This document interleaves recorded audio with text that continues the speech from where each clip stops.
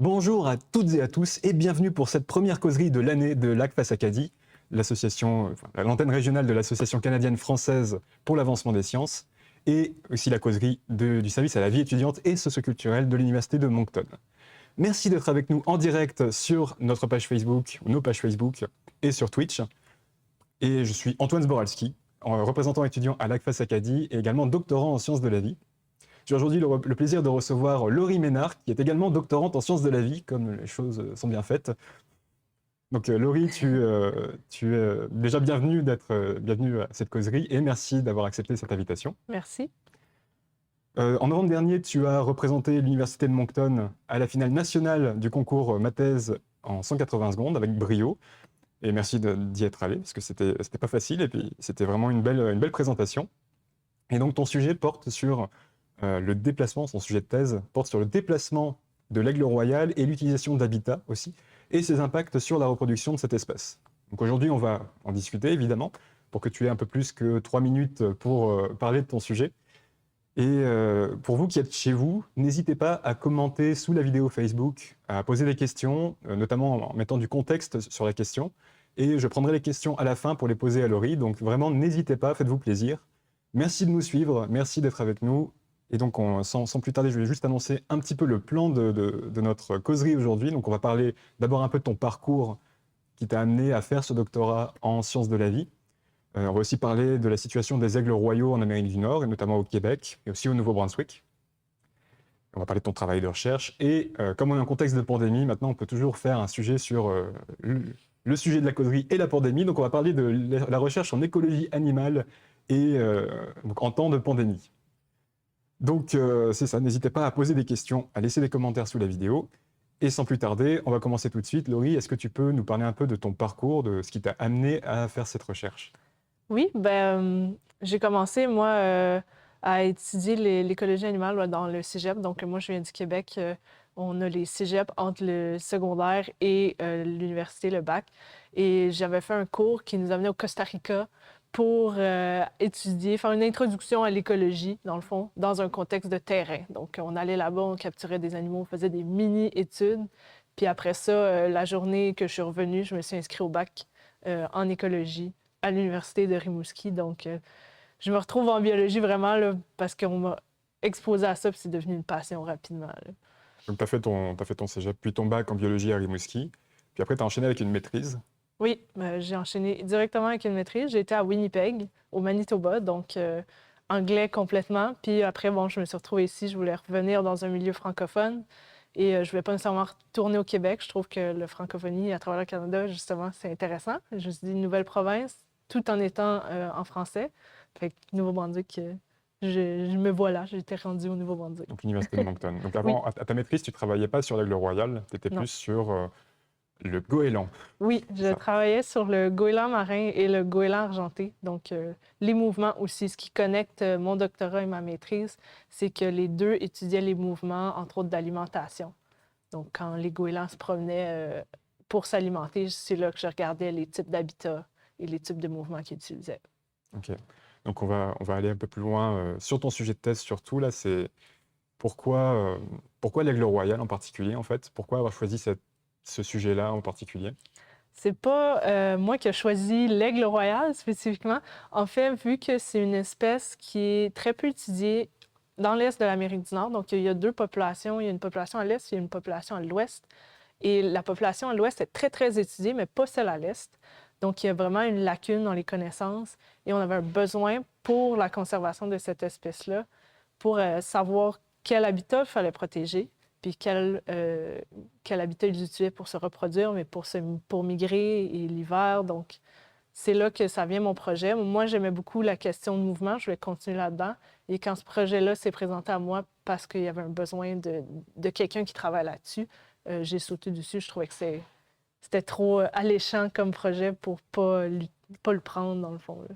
Et est-ce que l'aigle royal en Amérique du Nord, il est plutôt en bonne santé au niveau de la population? Est-ce que les populations est et ouest sont dans des situations différentes? C'est très différent. Comme je disais, dans l'Ouest, il y a plus d'études parce qu'il y a plus d'oiseaux. Il y a quelque chose comme à peu près 100 000 individus, je crois, estimés, alors que dans l'Est, on estime à 5 000 individus. Donc, il y a vraiment une différence de taille, où l'Est est beaucoup plus petite comme population que l'Ouest. Et ça fait en sorte qu'elle a un statut de conservation. Donc, quand on parle d'espèces menacées, c'est ça. L'aigle est considéré comme une espèce vulnérable dans la province du Québec. C'est là que la plupart de la population se trouve. Donc, le gouvernement du Québec, entre autres, finance des projets comme le mien pour pouvoir avoir plus d'informations sur la population et mieux la conserver. Est-ce que les deux populations ont tendance se rencontrent ou est-ce que c'est vraiment des populations vraiment séparées qui ne se reproduisent pas ensemble et qui font leur vie chacune de leur côté? Il y a très peu, en tout cas, c'est dur à dire parce qu'il y a très peu d'individus dans le milieu, là. Il y a vraiment presque une ligne qui les divise au niveau de la rivière du Mississippi quand tu parles des États-Unis. Mais si on parle du Canada, ça serait comme le Manitoba, la Saskatchewan. Il y a des individus au Manitoba qui nichent là et qui se retrouvent dans l'Est. Mais les individus de la Saskatchewan, eux, ils se retrouvent dans l'Ouest. Donc, il y a vraiment une ligne qui semble les distinguer, mais il y a probablement des individus qui switchent. Probablement, entre la Saskatchewan et le Manitoba, c'est très proche, là, c'est pas si loin que ça. Mais je crois pas, je crois pas qu'ils s'interagissent beaucoup, là. Génétiquement, ils sont différentes l'une de l'autre. OK. Donc, probablement que l'Est est vraiment plus sa propre population puis l'Ouest aussi. Et qu'est-ce qui explique que justement ces deux populations vivent séparément? Est-ce que c'est une question de chaîne de montagne, d'habitat disponible? C'est une question intéressante. Je ne suis pas sûre que je connais la réponse de ça. L'aigle royal est considéré comme un oiseau qu'on retrouve dans des milieux ouverts. Dans l'Ouest, il y a beaucoup plus de plaines. Qu'est-ce que tu veux dire par ouvert? Des plaines, tout ce qui n'a pas de forêt, en fait. Là. OK. Pas trop de végétation. Là. Mettons que tu es dans un milieu ouvert, tu peux voir l'horizon. Donc, les plaines les Grandes Prairies, là, donc de l'Ouest, c'est un habitat qu'on leur retrouve, entre autres l'hiver. Les déserts et tout. Alors qu'ici, dans l'Est, on parle beaucoup plus de la toundra. Un habitat qui se trouve vraiment au nord. On le trouve ici en forêt boréale. Donc, peut-être qu'il y a une question d'habitat, mais c'est peut-être juste une question d'isolation au niveau des... Je suis pas sûre que je connais la réponse complète de ça. C'est une très bonne question de recherche qui pourrait être... Si quelqu'un nous écoute, peut-être qu'il y a quelque chose, une demande de subvention à demander, Ouais. à faire. Mais d'accord. Est-ce que, plus généralement, est-ce que c'est un animal qui vit longtemps, l'aigle royal? Ça dépend comment longtemps, c'est relatif longtemps. Il y a des oiseaux qui peuvent vivre jusqu'à 100 ans. L'aigle royal, on estime 25 ans de ce que j'ai vu, mais on a très peu de données là-dessus. C'est des données, dans le fond, de bagages. On va capturer un individu, on va lui mettre une bague pour l'identifier, donc il va avoir un identifiant unique. Et on va le recapturer plusieurs années plus tard. Ça va nous permettre d'estimer sa longévité si on l'a capturé et qu'il était mort, par exemple. Mais on l'estime probablement à 25 ans, sa longévité. Donc, c'est relativement long. C'est considéré comme une espèce longévive, donc qui vit longtemps. Mais si on compare, c'est ça, à d'autres espèces comme une tortue marine qui peut vivre 200 ans, c'est relativement court. Mais il y a des oiseaux qui vivent longtemps aussi. Oui, les albatros, l'albatros le plus vieux connu a 70 ans et se reproduit toujours. Donc, c'est quand même court comparé à cette espèce-là aussi. C'est sûr. Donc, est-ce qu'au Nouveau-Brunswick, il y a des aigles royaux?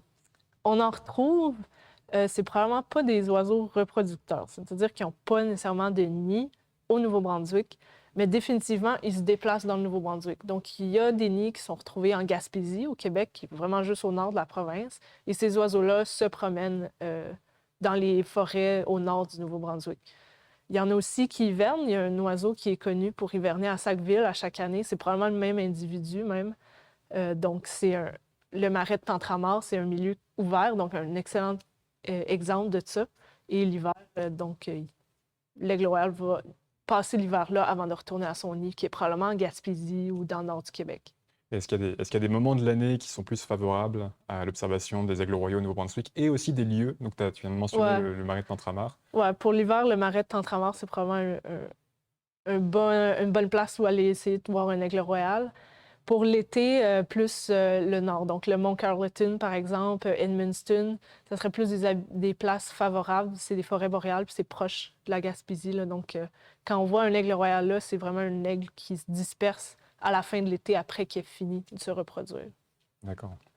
Et par rapport justement à ton projet de thèse, toi, tu te concentres surtout sur des aigles royaux qui sont au Québec et notamment en Gaspésie, ça? Ouais. Est-ce que tu peux en dire un peu plus sur qu'est-ce que tu cherches qu'est-ce que tu étudies en fait? C'est quoi ta problématique de recherche? Qu'est-ce que tu cherches à découvrir finalement? Ouais. Dans le fond, le principal projet derrière mon idée, ma thèse, c'était qu'il y a des développements éoliens en Gaspésie qui menaçaient potentiellement les aigles, entre autres parce que tu utilises les mêmes habitats. Donc, un aigle, ça niche en falaise et les éoliennes sont souvent mises au sommet des montagnes ou proches des nids, des régions où il y a des nids. Puis ça fait en sorte qu'ils ne savaient pas, il n'y avait aucune connaissance si ça mais faisait un impact sur l'aigle royal et sur ses habitats. Donc, mon projet, c'est vraiment de regarder comment les mouvements sont potentiellement affectés par les éoliennes et comment l'utilisation d'habitat va être affectée par ça ou juste quel est l'habitat qui est utilisé. Donc, comme je disais, on sait presque rien là-dessus sur l'aigle royal. Et on a encore, au moins dans l'Est, là, très peu de connaissances. Donc, juste de savoir quel type d'habitat est utilisé en général, autant en Gaspésie que dans le nord du Québec, nous permet de mieux protéger ces habitats-là, puis potentiellement réduire les développements éoliens ou peu importe, n'importe quel développement humain dans ces types d'habitats-là pour mieux les protéger. Mais c'est vrai qu'il y a souvent des controverses sur l'implantation des éoliennes. Au Nouveau-Brunswick, on l'a vu dans la péninsule acadienne, mais c'était pour d'autres raisons aussi. Dans le cas des oiseaux, l'interaction entre les oiseaux et les éoliennes, les rapaces et les éoliennes, est-ce qu'on a des données, est-ce qu'il y a un consensus qui émerge des recherches, ou est-ce que c'est encore très fragmentaire et on a besoin d'en savoir plus? En Gaspésie, on ne sait pas trop. J'ai besoin de faire plus d'études pour ça. Tout ce que je peux dire en Gaspésie, c'est que pour l'instant, il n'y a pas de décès connu d'aigle royal par les éoliennes. Beaucoup des études qui ont été controversées et qui ont mené à ce débat-là, c'est des études qui ont été faites dans l'Ouest, où il y a des éoliennes qui ont été mises directement dans un passage migratoire très achalandé de rapaces, et ça créait énormément de mortalité, pas juste d'aigle royal, donc des faucons, des aigles, des pigargues à tête blanche, par exemple. Et ça, c'est ça qui a créé, en fait, cette idée-là que peut-être que nous aussi, en Gaspésie, on a ce type de problème-là, peut-être pas à une échelle aussi élevée, mais c'est bien de le regarder, justement. Donc, je dirais qu'en Gaspésie, on ne sait pas encore. Il n'y a pas de décès reportés, mais ça peut quand même avoir un impact sur leur mouvement. Donc, peut-être qu'ils évitent les éoliennes, puis ça fait en sorte qu'ils ont moins d'habitat pour se nourrir. Mais ça peut vraiment créer des controverses si on ne les met pas à les bonnes places. Donc, des places très achalandées pour les oiseaux, oui, c'est un problème. Si on décide puis qu'on planifie comme il faut, ça pourrait potentiellement être faisable et pas affecter les oiseaux à ce point-là. Mais c'est rassurant de voir qu'il y a du financement qui existe pour ce type de recherche, donc que les gouvernements se soucient quand même de certaines espèces, en tout cas. C'est bien de voir que ça avance, ce genre de choses. Donc, c'est ça? Est-ce que tu t'attends à contribuer donc, aussi du côté théorique? Parce que tu regardes beaucoup, tu nous as dit c'est plus par rapport aux éoliennes et avoir vraiment un aspect pratique de ta recherche. Mais en écologie animale, il y a souvent aussi un aspect théorique assez marqué dans les projets. Est-ce que tu veux élaborer un peu là-dessus? Ouais, la source de mon projet, c'était très appliqué, mais moi, j'ai amené une partie théorique. Je regarde beaucoup la plasticité. C'est ce que je parlais un peu dans ma thèse en 180 secondes. La plasticité, c'est vraiment la capacité d'un animal ou d'un individu à pouvoir changer son comportement selon ce qui fait face à un environnement. Donc, si on se retrouve devant un obstacle, par exemple, un aigle se retrouve devant un développement éolien, il va devoir changer son comportement. Sinon, il va entrer en collision avec l'éolienne et il va décéder ou va être blessé. Donc, c'est de savoir comment les aigles changent leur comportement selon ce qui se trouve dans l'environnement. Moi, je regarde surtout au niveau de la migration. Je ne regarde pas vraiment ça au niveau des éoliennes, plus au niveau de la migration. Donc, je regarde comment la température, par exemple, ou les conditions de neige et de précipitation affectent les dates de départ pour la migration à chaque année. Puis quand on a plusieurs années de données, on peut calculer une mesure de plasticité, donc à quel point notre individu est flexible, et ça nous donne une idée de comment l'espèce est capable de s'adapter. Donc à long terme, si une espèce est très flexible, très plastique, on va avoir moins peur pour cette espèce-là, on va pouvoir mieux ajuster nos mesures de conservation parce qu'on sait que l'individu, à long terme, il va s'ajuster à un certain un certain changement. Par exemple, les changements climatiques, fait de plus en plus chaud, on sait que l'aigle royal pourrait potentiellement s'adapter avec ce type de recherche-là. D'accord. Mais j'allais venir au changement climatique, justement, mais Ouais, ça m'a fait dériver après. Bref. j'ai fait le lien. Donc oui, au niveau des changements climatiques, est-ce qu'il y a déjà des données, par exemple à l'ouest, sur l'impact des changements climatiques sur l'aigle royal? Est-ce qu'il se déplace vers le nord? Ou plutôt il a tendance à rester... Il est très fidèle à son site de nid, puis vu qu'il vit quand même longtemps, un individu va revenir au même site à chaque année. Si jamais il doit changer de site, c'est parce que son partenaire n'est pas revenu, donc potentiellement décédé ou lui a changé de partenaire. Donc, vu qu'ils sont très fidèles, pour voir un déplacement vers le nord, ça va être des jeunes qui vont s'établir de plus en plus au nord, puis ça va prendre plusieurs générations. Donc, Ok. on ne peut pas le voir en ce moment. Je ne connais pas d'études qui ont étudié ça. Les impacts qu'il pourrait avoir, ça serait vraiment au niveau de la migration, justement. Donc, on voit qu'il y a des avancements des passages. Donc, les oiseaux, ils passent de plus en plus tôt et de plus en plus tard, dépendant de la saison. Donc, de plus en plus tôt au printemps et de plus en plus tard à l'automne. Donc, ils restent de plus en plus longtemps dans leur site ou dans leur région de nidification. Et si à un certain point, donc l'aigle royal, il a la possibilité de passer l'hiver près de son site de nidification. Fait qu'à long terme, si les changements climatiques continuent puis que ça se réchauffe, peut-être les aigles vont arrêter de migrer et vont rester en Gaspésie tout l'hiver. Comme beaucoup d'autres oiseaux. Ouais. Est-ce que c'est un oiseau migrateur? Ou est-ce qu'il est Il est considéré- migrateur seulement au nord. Donc, D'accord. Québec, il est migrateur parce que c'est un peu trop au nord, c'est un peu trop, probablement trop froid, pas assez de nourriture pour passer l'hiver. Mais si tu vas au sud des États-Unis, dans le sud-ouest surtout, il y a des individus qui passent l'année. Là. Il fait chaud à l'année, ils n'ont pas besoin de migrer. Là. D'accord. Donc quand s'ils migrent du Québec, par exemple, vers, je sais pas, le Nouveau-Brunswick, c'est possible? Pour certains Vers cas. le Nouveau-Brunswick, on en connaît, mais la plupart vont en Pennsylvanie, Ok. Alabama, Plus donc bas encore. le sud-est des États-Unis. Ouais. D'accord. Une grande distance quand même. Ouais. Il y a plus grand Il y a plus encore, grand, mais il y a toujours mais plus c'est grand. considéré comme un migrant court, en fait, là, D'accord. quand on regarde les oiseaux. Là. Ok. Donc ça, on va parler des éoliennes déjà, donc c'est beau. Si vous avez des questions sur les éoliennes, vous pouvez les poser, mais je ne garantis pas que Laurie pourra y répondre, mais Ouais, je on suis encore verra. assez tôt dans mes études là-dessus, C'est ça. donc... On va passer un peu au côté l'impact de la pandémie, du Covid sur la recherche en écologie animale. Dans notre dernière causerie, on avait parlé un peu d'éducation et puis notamment de l'impact de la pandémie sur les recherches en sciences sociales qui limitent beaucoup les interactions finalement. Donc, est-ce qu'en écologie animale, on a ce même type de problème? Est-ce que c'est des choses différentes? Ben, je sais pas c'est quoi les problèmes qu'ils ont en C'est ça. éducation. Les problèmes en écologie animale, c'est que nous, on doit aller sur ce qu'on dit, on va sur le terrain. Donc, on va aller chercher les animaux dans leurs habitats naturels. On va aller les observer, on va aller les étudier, on va les capturer dans le cas de certaines études. Et le problème avec ça, c'est que moi, il fallait que j'aille au Québec pour pouvoir faire cette partie-là. Et j'ai pas pu y aller parce que c'était trop compliqué. Il aurait fallu que je fasse une quarantaine là-bas, une quarantaine ici. Au final, j'ai pu aller plus tard au Québec, mais c'était pas pour mon projet.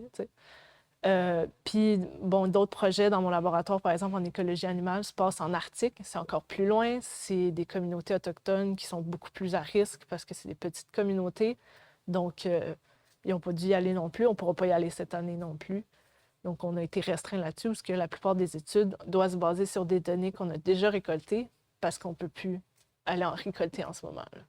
C'est ça. Donc, On est limité à la province du Nouveau-Brunswick, disons. Là. il y a de quoi faire au Nouveau-Brunswick aussi. Au Oui, niveau de il y la a des projets biodiversité. ici, mais si votre projet n'est pas... Puis encore là, les projets ici vont avoir certaines restrictions parce que ton équipe doit être restreinte. Tu peux pas avoir quelqu'un qui rentre n'importe quand dans telle région ou dans ton équipe, là, dépendant de comment tu te promènes. Ouais, Parce qu'il y a quand c'est même... compliqué aussi. Il y a des C'est ça, contraintes. là, tu sais, garder 2 mètres de distance parce que tu as un bénévole qui vient t'aider, puis qui vient juste une journée sur 2, par exemple.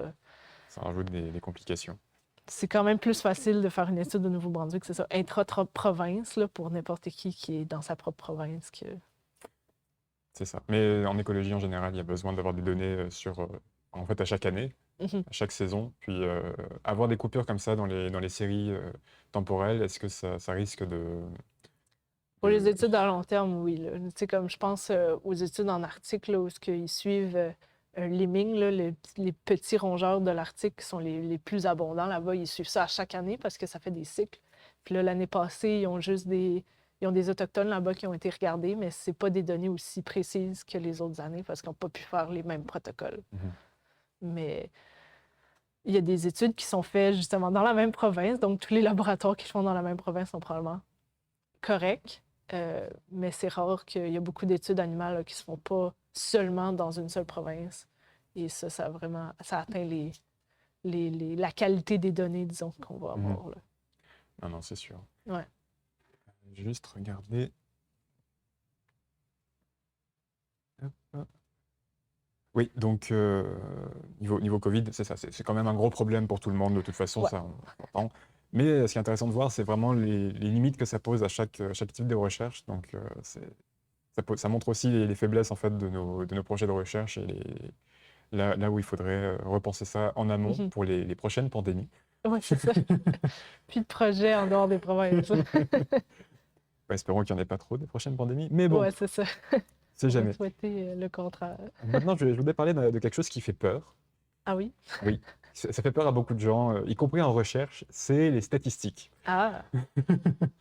Donc, toi, l'année dernière, en 2019, je vais dire comme ça, tu avais proposé des ateliers en statistique pour les étudiants à tous les niveaux, baccalauréat, maîtrise, doctorat.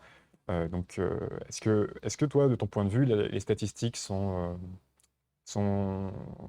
une faiblesse, en tout cas un point sur lequel il faudrait mieux travailler dans la recherche, ou est-ce que c'est quelque chose qui se maîtrise relativement bien?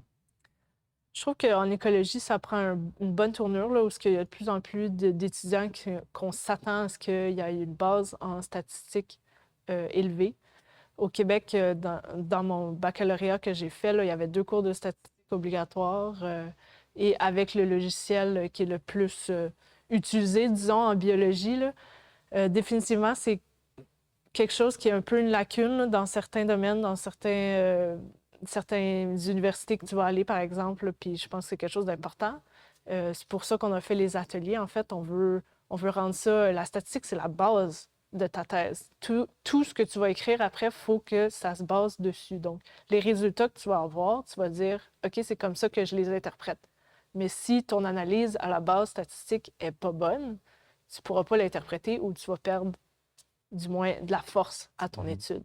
Fait que c'est pour ça qu'on avait fait ça l'année passée avec mon collègue. C'est vraiment pour amener cet aspect-là, faire moins peur aux gens avec les statistiques. Oui, c'est difficile. Oui, beaucoup de gens vont en biologie parce qu'ils ne veulent pas faire de maths. Oui, je l'ai déjà entendu, celle-là. Moi, je suis pas allée là-dedans pour ça. Puis c'est pour ça que j'utilise cette force-là de pouvoir faire mes statistiques pour la partager. Puis ayez pas peur des statistiques, là. C'est ça qui va faire que vous avez une bonne étude. Puis Que ça s'interprète bien et que ouais. Généralement en écologie aussi, ça se base sur des modèles où on essaie de prédire les paramètres qui font qu'on observe ce qu'on observe, par exemple le déplacement de l'aigle royal. Toi, tu travailles avec plus des systèmes d'information géographique. Donc avec les déplacements de l'aigle royal, tu as des modèles encore plus particuliers que ce que je connais moi, j'en connais pas grand-chose. Donc... On appelle ça des analyses spatiales. Il faut que tu intègres une certaine erreur à cause que ton animal il se déplace. Donc... C'est ça. Donc après, il y a différents niveaux. Je pense que si c'est bien enseigné à chaque étape, ça se passe bien. Si on utilise les statistiques de base d'une bonne façon, il n'y a pas de problème. Right? C'est juste... on n'est pas obligé d'aller au plus complexe tout de suite. Il faut juste les comprendre. Mais si vous aimez la biologie, c'est ça. Si vous aimez la biologie mais que vous n'aimez pas les maths, faites quand même de la biologie et les statistiques, ça ira bien. Oui, c'est probablement pas, c'est pas si bad que ça. Faut juste bien les comprendre. Prendre le temps. Bon, c'était important, je voulais en parler un petit peu parce que c'est quelque chose dont on ne se rend pas forcément compte en recherche. Et il y a les marges d'erreur, c'est vrai, on entend souvent parler des marges d'erreur quand même, mais il y a aussi derrière tout un appareil mathématique en fait qu'on applique pour nos données, pour réussir à interpréter ce qui se passe. Donc, je pense que c'est important à mentionner. Et avant de prendre les questions, je ne sais pas s'il y en a beaucoup, mais n'hésitez pas à poser vos questions encore. Je vois qu'il y en a, donc c'est très bien. Juste un dernier point, tu es aussi bénévole dans des, je sais pas comment on appellerait ça, des stations de bagages ou en tout cas Des des sites observatoires d'oiseaux. Merci, c'est ça. Moi, je sais pas du tout mon domaine, donc oui. Est-ce que tu peux nous parler un petit peu de cette expérience-là et de pourquoi c'est important? Tu avais déjà un peu mentionné l'intérêt tout à l'heure, mais Ouais, ben, je fais ça plus pour mon plaisir que d'autres choses, là. Je veux dire, je me considère comme une généraliste en écologie parce que j'aime étudier tout. Il y a des gens qui étudient juste les oiseaux marins, juste les mammifères marins. Moi, j'aime ça diversifier un peu. Et bon, les observatoires d'oiseaux, ils étudient entre autres les rapaces, mais ils étudient aussi les passereaux. Moi, j'étais principalement bénévole pour les passereaux. Et ce que ça fait, c'est que ça étudie la migration, ça étudie le passage des oiseaux vers le sud. Donc, entre autres, on met des filets dans des endroits propices et ça capture les oiseaux. Les oiseaux rentrent dans les filets parce qu'ils ne les voient pas. En fait, là, ils essaient de passer d'un arbre à l'autre, puis ils tombent dans le filet, ça ne les blesse pas, c'est très safe. Et ça nous permet de mettre des bagues dessus, comme je disais, donc des identifiants uniques. Et si cet oiseau-là est recapturé, on sait non seulement où ce qui est passé, mais potentiellement d'où il vient et, bon, son âge, etc. Donc, on est capable d'âger, de dire c'est quel sexe, un mâle ou une femelle. On est capable de dire s'il est en bonne condition. Donc, j'étais bénévole, entre autres, pour... Ça fait partie de mon projet d'étudier la migration. Donc, aller dans ces types de stations-là, ça me permet vraiment de mieux observer ce qui se passe sur le terrain quand les oiseaux font ça, au lieu de le regarder sur mon ordinateur et d'être complètement déconnecté. Donc, c'est ça. Et tu me mentionnais, quand on a préparé cette causerie, qu'il y avait un projet de nouvelle station de bagages au Nouveau-Brunswick. c'est quelque chose qui a été amené. C'est pas encore concret, mais c'est quelque chose qui a été élevé, là. Donc, on regarde là, les gens qui seraient intéressés à s'investir là-dedans, là. On s'entend qu'avec une pandémie, c'est quand même un certain défi. Et donc, on essaie de voir là, certains partenaires, des gens qui seraient intéressés à être bénévoles pour pouvoir étendre ce réseau-là. Donc, les stations de bagages, il y en a partout en Amérique du Nord. Puis plus on en a, plus on est capable de connecter justement les individus entre leur chemin migratoire, dans le fond. Donc, si on capture, par exemple, un individu qui arrive du Québec, on sait qu'il a été bagué au Québec et qui est passé par le Nouveau-Brunswick. Mhm. Donc, l'idée, ça serait ça, d'avoir aussi un aspect éducation pour mieux éduquer les gens sur c'est quoi les oiseaux, c'est quoi la conservation, donc les espèces en péril qu'on a au Nouveau-Brunswick qu'il faut protéger. Puis juste des petites choses comme ça, tu sais, comme les chats, par exemple, les laisser dehors, c'est le première cause de mortalité chez les passereaux. Fait que d'amener les oiseaux vers les gens, les éduquer un peu plus là-dessus, ça va peut-être mieux les informer sur ces dilemmes-là, donc les impacts de leurs chats dans leur maison qui vont dehors, là. On pourrait faire toute une causerie Oui, sur c'est ça. pourquoi il vaut mieux laisser son chat à l'intérieur et pourquoi il peut rester heureux sans sortir. Oui, Ça, on pourrait avoir... ça mais il ferait y a une d'autres causerie à part dilemmes, entière. donc il y a d'autres choses qui peuvent être faites. Les gens qui mettent des mangeoires chez eux ne savent pas nécessairement comment les entretenir. Donc, éduquer un peu plus la population sur les oiseaux qu'on a, parce qu'il n'y a pas juste les oiseaux de mangeoires non plus, et sur comment bien aménager, par exemple, ton extérieur, comment les protéger en gardant son chat à l'intérieur. Donc, plein de choses comme ça, là. Est-ce qu'il y a déjà des stations de bagages au Nouveau-Brunswick ou Il c'est y en a une à ponctuel? St. Andrews qui n'est pas ouverte au public. Il y en a une en Nouvelle-Écosse à... Ah, je ne me rappelle plus le nom de la place. C'est pas Mais grave. donc, il y en a une au Nouveau-Brunswick, c'est ça, à St. Andrews, qui est dans les îles de Fundy, là, près du Maine. Et donc, l'idée de le faire plus proche de Moncton, c'est qu'on pourrait justement avoir plus de bénévoles, plus de gens pour l'éducation. Donc, et aussi peut-être intégrer certains cours de l'université avec ça, là. Parce que le Nouveau-Brunswick a quand même une grosse diversité d'oiseaux avec tout son littoral et Oui, et il y a beaucoup d'oiseaux rares qu'on dit, là, qui se retrouvent ici par erreur. Donc, ça, ils se sont c'est trompés de quand même... chemin ou Oui, potentiellement, là. Mais des fois, des oiseaux que tu retrouves juste au Texas, qui se sont trouvés ici, là, cet hiver, là, l'automne. Je me rappelle plus si c'était un tyran quelque chose. Hein, peu importe, là, probablement quelqu'un qui regarde qui s'en pourra le rappelle. savoir. Mais c'est un oiseau c'est ça. Donc, des oiseaux rares là, qui se retrouvent ici un peu par erreur. Puis, parce que c'est quand même un climat doux comparé à le reste du Canada. D'accord. Ça fait que c'est quand même intéressant d'avoir une station ici, là. Ça serait bien voir ce qui d'avoir. se Ouais, passe. ça serait vraiment intéressant. Est-ce qu'il y a, si les gens veulent plus d'informations, est-ce qu'il y a un endroit où ils peuvent chercher ça, où ils peuvent trouver, Euh, ou Ils est-ce peuvent que me c'est vraiment. contacter pour l'instant, mais Ok, c'est ça, c'est encore c'est encore très... très c'est dans embryonnaire. l'œuf. Oui. C'est ça. Ok. Bah, très bien. On va passer à la phase de questions, s'il y en a. Donc, je vois une question de Eric qu'on a déjà reçue en causerie il y a Allô, quelques Eric? mois. Bonjour Eric, merci pour ta question.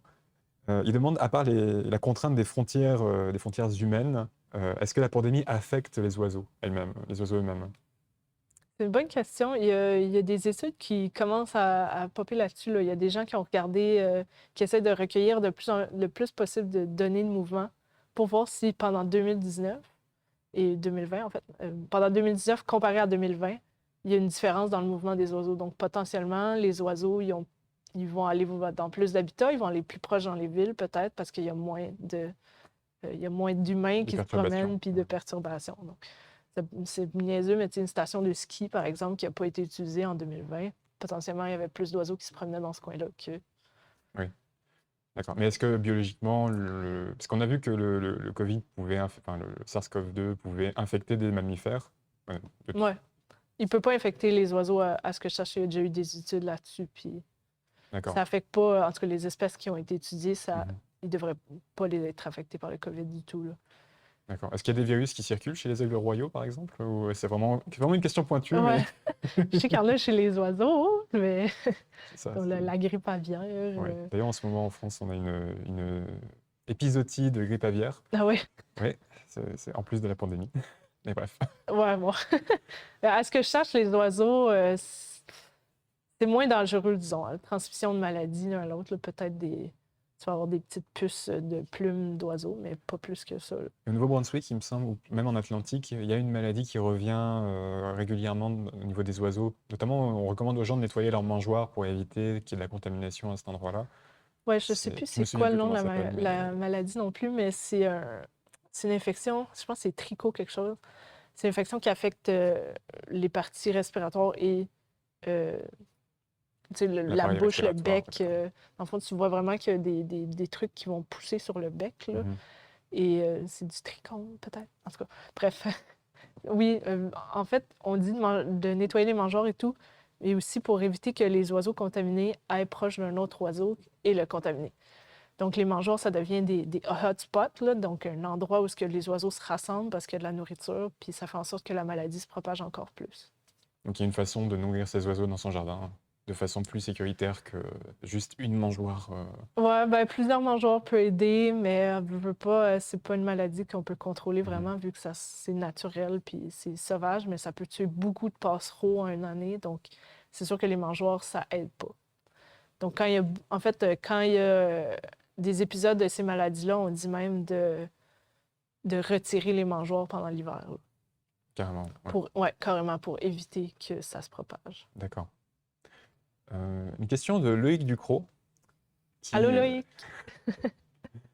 est-ce que le fait de mettre des mangeoires peut affecter la migration des oiseaux?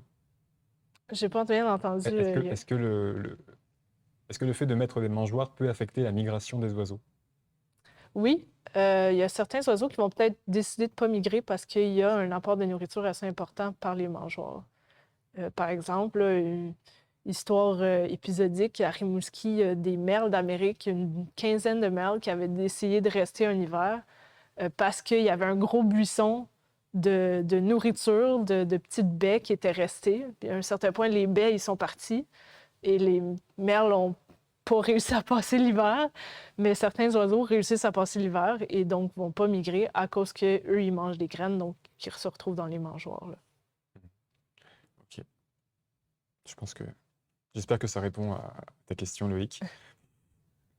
Est-ce qu'on peut...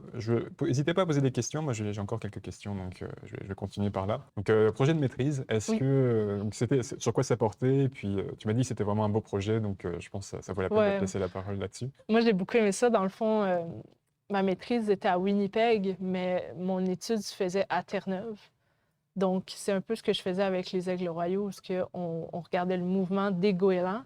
Et ça, c'est en fonction du caplan. Donc, dans le fond, le caplan, il y en a ici au Nouveau-Brunswick qui roule parfois sur les plages. C'est une espèce qui est épisodique. Donc, justement, genre, elle va arriver en plein milieu de l'été en grand nombre sur les côtes pour se reproduire. Ça fait en sorte que tous les oiseaux marins, les baleines, ils vont tous aller vers les bancs de caplan se nourrir là. Donc, ma maîtrise, elle faisait partie d'un projet qui était un peu avec mes collègues où on regardait presque tous les prédateurs qui se nourrissent du caplan. Moi, c'était les goélands, mais j'avais une collègue qui regardait les baleines. Il y avait quelqu'un qui regardait les autres oiseaux marins comme les petits pingouins ou les guillemots marmettes qu'on retrouve ici aussi. Et les goélands, c'est vraiment intéressant parce que tu les vois qui passent de se nourrir, par exemple, d'œufs d'autres oiseaux marins ou euh, dans une place à déchets, là, sur le bord de l'île de Terre-Neuve. Et quand il y a les caplans, ils se retrouvent tous sur le bord des côtes. Ils vont dans les quais parce que les pêcheurs pêchent le caplan aussi. Donc, ils vont là pour se nourrir. Il y a vraiment un changement qui est créé par l'arrivée du caplan là, sur les côtes. Ça, c'est intéressant. Les goélands sont très généralistes. Là, quand on parle de plasticité, les goélands, c'est les meilleurs là-dedans. Ils vont changer de comportement d'un jour à l'autre selon ce qu'eux, ils vont voir dans leur environnement, selon la disponibilité en nourriture, selon ce que les autres goélands font. Et c'est vraiment c'est assez intéressant là-dessus. C'est une espèce plus sociale que l'aigle royal aussi, j'imagine? Ou... On les voit beaucoup en groupe. Probablement, c'est un comportement plus anti-prédateur. Donc là-dessus, l'aigle royal, il n'a pas vraiment besoin d'être en groupe pour ça. Mais les goélands, quand on parle de socialité, disons qu'ils ne s'aiment pas entre eux, c'est des compétiteurs, mais ils restent proches parce que suivre un autre goéland, ça veut dire qu'il va l'amener à sa source de bouffe. Ou il va le protéger d'un autre prédateur parce qu'il va être en capacité, ils vont avoir plus de yeux pour vérifier qu'il y a un prédateur. Et donc l'aigle royal, lui, est plus un spécialiste comparé au goéland qui est un généraliste. Ouais. Que... Ben, si on regarde au niveau des rapaces, probablement l'aigle royal est quand même considéré un généraliste parce qu'il mange beaucoup de sortes de proies. Mais si tu compares l'aigle royal avec le goéland va manger de tout. Hein. Il va manger tout ce qu'il trouve de déchets, des poissons, des coquillages sur le bord de la plage, alors que l'aigle royal va seulement se nourrir par exemple, d'oiseaux ou de mammifères. Donc, il est quand même spécifique à un certain habitat, à un certain type de proie, alors que le goéland, il va aller partout. Hein. Il peut même manger des rats dans les villes, il peut manger, comme je disais, des œufs d'autres oiseaux. Donc, c'est le parfait généraliste où ce qui va pouvoir s'adapter à tout ce qui va être mis devant lui. C'est un peu le pigeon du littoral. Oui. Pigeon du littoral. On en retrouve aussi un peu plus en ville, dans les terres, j'imagine. Oui, Il n'y a pas que... dépendant de l'espèce, là, Ouais. justement. Là. D'accord. Et donc, qu'est-ce qu'on peut faire en tant qu'individu pour améliorer la biodiversité des oiseaux? Grande question. C'est une très grande question, oui. Ben, ma première réponse, c'est garder vos chats à l'intérieur. Les chiens aussi ou... Les chiens, si votre chien mange des oiseaux, oui. Mais en général, les chiens, ils restent dans les sentiers, les choses comme ça. Ça ne devrait pas trop affecter les oiseaux, surtout les passereaux. Ils restent dans les arbres très hauts, sont très peu dérangés par ce qui se passe en bas. Mais quand il y a des mangeoires, par exemple, c'est un hotspot, les oiseaux vont se rassembler là. Fait que les chats qui vont dehors vont voir ça, vont faire « Ah, proie facile, un oiseau par terre qui est en train de manger ». Donc, les chats, c'est vraiment la cause principale de mortalité. Donc, si on veut améliorer la biodiversité, au minimum la conserver à ce qu'il y a en ce moment pour réduire la mortalité principale qui est par les chats sauvages et les chats d'intérieur.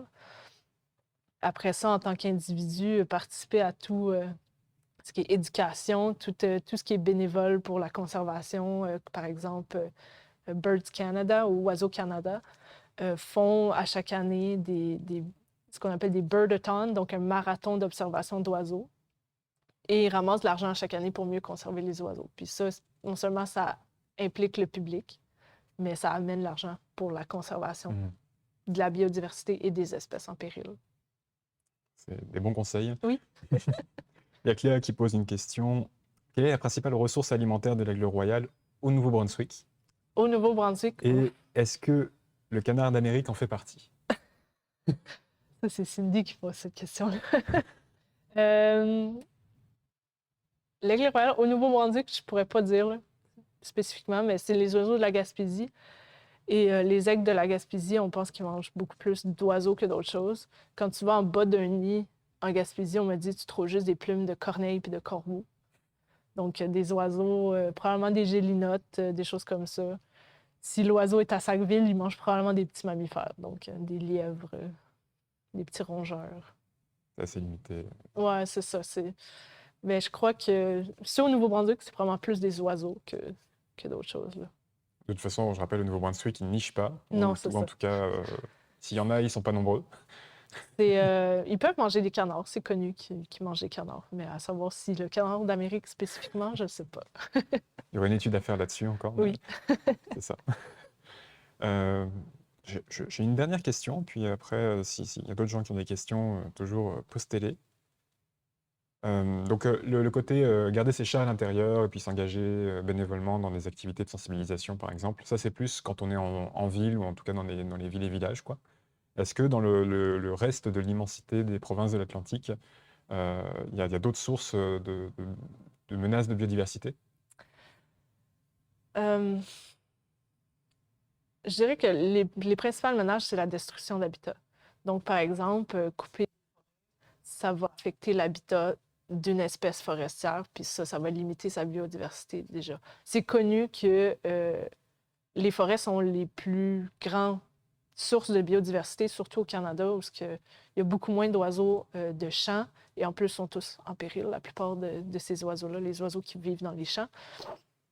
Donc, je dirais que oui, l'altération d'habitat, ce serait probablement la menace la plus importante après les chats. Après la prédation par les Ouais. animaux domestiques. Donc, tout ce qui détruit l'habitat, ça peut être les coupes forestières, les éoliennes, ça détruit une partie de l'habitat, veut pas, les lignes hydroélectriques, donc de passage électrique, ça coupe en plein milieu de la forêt, tu sais. Mhm.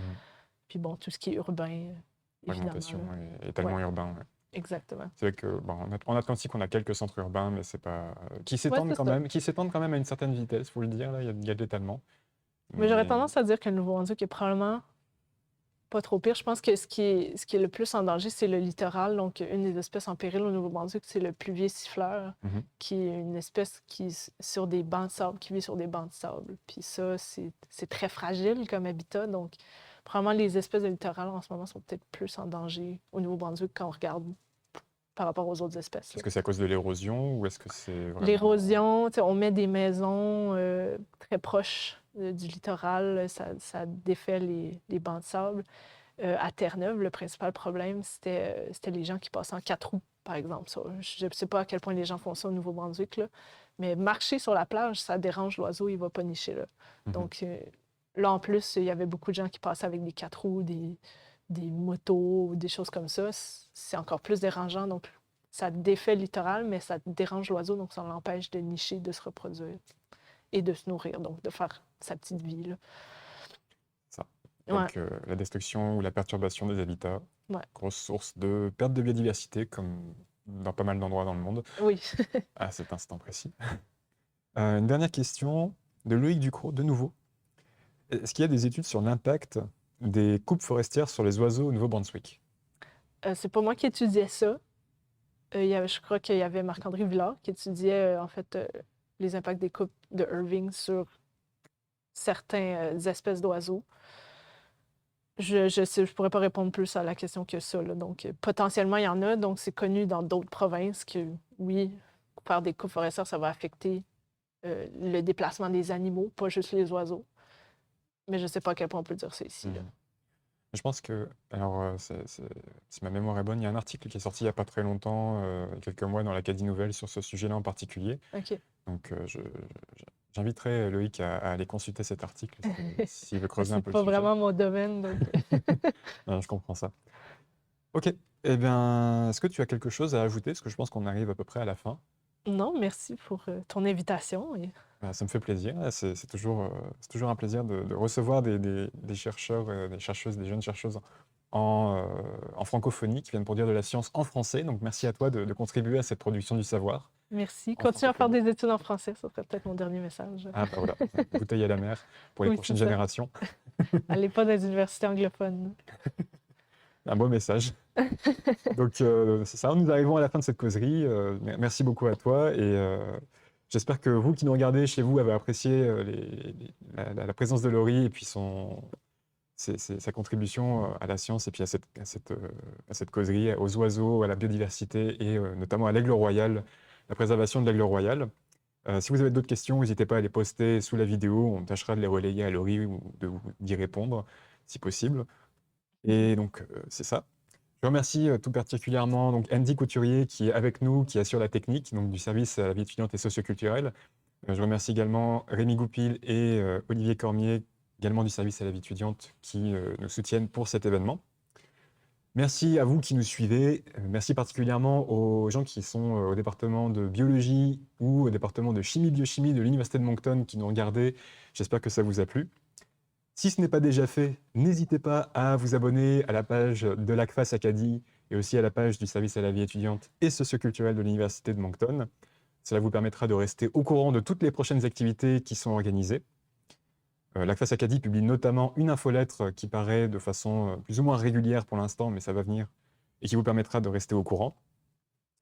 Pour les prochaines activités, alors le service à la vie étudiante organise ce lundi, dans le cadre des activités de rentrée, un spectacle d'humour qui sera en collaboration avec l'Entrepôt du Rire et l'association environnementale Symbiose. Ce sera à 20h lundi, donc. Quant à nous, l'ACFAS Acadie, nous co-organisons avec plusieurs partenaires la Nuit des idées, le 28 janvier, donc la première Nuit des idées à Moncton, le 28 janvier prochain. Donc ça aura lieu notamment en partenariat avec le Consulat général de France dans les provinces de l'Atlantique, l'Alliance française de Moncton, le Bureau du Québec en Atlantique, le Musée Résurgo et la station. Je vais y arriver, il y en avait beaucoup. Beaucoup de partenaires, mais d'excellents partenaires. Et à cette occasion, nous aurons plusieurs tables rondes, donc une table ronde en français, une table ronde en anglais sur la thématique réinventer les liens par le numérique, donc qui est très d'actualité avec la pandémie. Et nous recevrons plusieurs intervenants avec chacun leurs différents champs d'expertise, notamment dans le milieu artistique, entrepreneurial, milieu de la santé et milieu universitaire. Donc n'hésitez pas, ce sera le 28 janvier. Il y aura plus d'informations sur l'événement Facebook qui est déjà en ligne. Je rappelle également qu'il y aura le congrès de l'ACFAS, qui est le plus grand congrès francophone au monde, un des plus grands en tout cas. Donc les inscriptions sont ouvertes pour ce congrès. Il aura lieu du 3 au 7 mai à l'Université de Sherbrooke et également en virtuel, donc un peu en mode hybride. Vous pouvez aller voir sur le site de l'ACFAS pour avoir plus d'informations. Et enfin, je vous laisse, car dans 13 minutes, vous aurez la chance de pouvoir assister à la conférence de presse de la médecin hygiéniste en chef du Nouveau-Brunswick pour savoir si la province passe en phase rouge ou non.